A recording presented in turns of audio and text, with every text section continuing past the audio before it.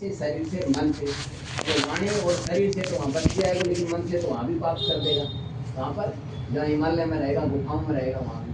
तो बोले कैसे? तो कहते हैं जप तो नास्ति पाप। पाप से बचना चाहते तो आप परमात्मा का नाम स्मरण करें। हरि स्मरण के बिना कभी भी कोई आदमी पाप से नहीं बचा। जप के बिना कोई नहीं बचा। कि आप कितना ही कुछ भी कर लो, यदि आप जप करते हो तो धीरे धीरे धीरे धीरे आपका मन पवित्र होता है, संस्कार पवित्र होते हैं, आप पाप से बचते चले जाते हैं। दूसरी बात, तीसरी बात, कलह हम कोई नहीं चाहते। भाई भाई का कलह कौन चाहता है? पति पत्नी का कलह कौन चाहता है? बाप बेटे का कलह कौन चाहता है? मालिक और सेवक का, जो नौकर है, उसका कलह कौन चाहता है? बाबा जी और प्रजा का, राजा और प्रजा का, मुख्यमंत्री और राज्य का कलह कौन चाहता है? बताओ, कोई ऐसा है जो ये चाहता हो कि ना हम तो लड़ते रहे?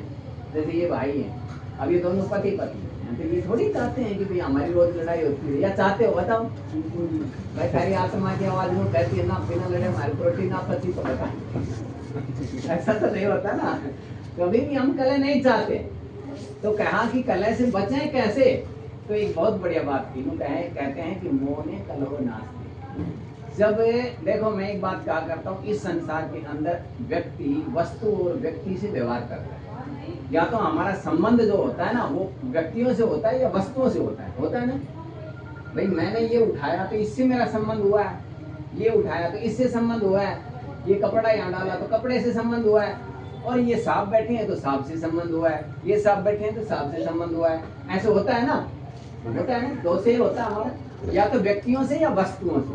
हम क्या करते हैं, ये जो अग्नि है ये वस्तु है, इससे व्यवहार में हम बिल्कुल सावधान हैं, अच्छे से व्यवहार कर लेते हैं। इस आग के पास देखो हम हाथ नहीं देते, हमें पता है जलाते, तो हम बहुत अच्छा सामान रखते हैं। आप लोगों ने कभी हलवा बनाया? हलवा बनाया होगा, हाँ भरो, ये बनाया से ना। अब जब हम हलवा बनाती हो या दूध गर्म कराया है, दूध भी गर्म करे, दूध गर्म करती हो, तो मैं एक बात कहा करता हूँ कि खाना अच्छी तरह से पता है, आप लोगों को अच्छी तरह से पता है क्या, कि जब दूध गर्म होकर के ऊपर आने लगता है तो गैस को क्या करती हो? कम करती हो ना, क्योंकि वो वस्तु है, उसके साथ हम बहुत अच्छा व्यवहार करते हैं। कितना अच्छा व्यवहार करते हैं, जबकि उसकी कीमत होगी 50-60 रुपए, 100 रुपए, उसके साथ बहुत अच्छे से व्यवहार करते हैं ना। लेकिन यदि सांस गर्म हो रही हो तो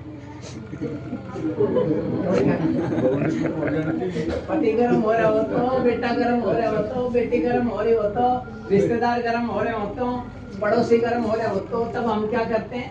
हमारी पड़ोसन गर्म हो रही है ना, वह एक गाड़ी कैसे हम 10 जैसे सॉफ्टवेयर में वही भर रखी, जल्दी जल्दी निकलने लगती। बोला ऐसा है कि नहीं है ना? तो हमें क्या करना चाहिए?